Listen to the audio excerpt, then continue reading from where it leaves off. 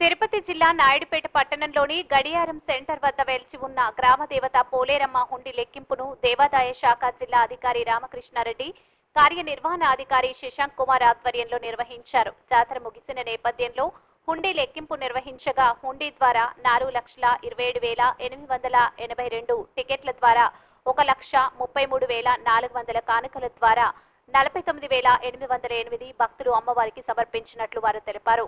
మొత్తం 6,11,090 రూపాయలు రాగా గత సంవత్సరం 4,23,415 వచ్చినట్లు తెలిపారు.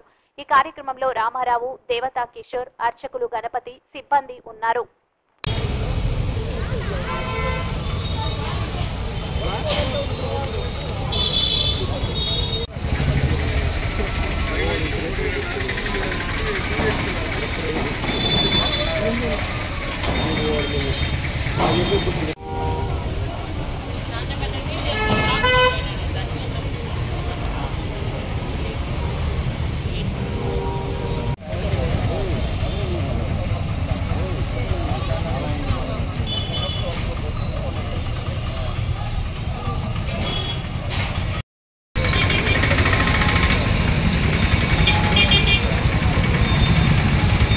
వస్తున్నారు నీ చెయ్యి వస్తుంది సారీ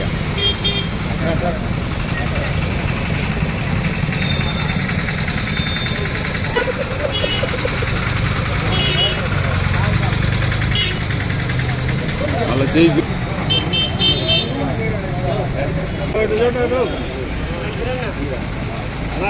సరేనా అట్ట పోనా ముందు పడుతున్నావా చూడమ్మా నాయుడుపేట గారు డిఎస్పీ ప్రమోషన్ వచ్చిందండి.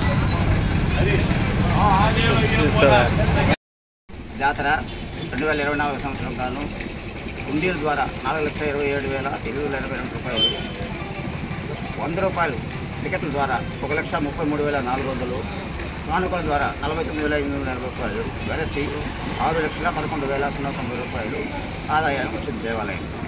గత సంవత్సరం 4,23,410 రూపాయలు ఆదాయం వచ్చింది. ఉన్న ఆదాయ వివరాలు ఇవి. జాతర సందర్భంగా ప్రజలకు తెలియజేసుకుంటున్నాను. ప్రజలందరూ సహకరించి భక్తులందరూ ఇది జాతర బాగా జరిపించుకుంటున్నారు. కృతజ్ఞతలు తెలుపుకుంటున్నాను అధికారులకి, ప్రజలకి, అందరికీ. సిల్వర్ చిన్న ఐటమ్స్ వచ్చాయి.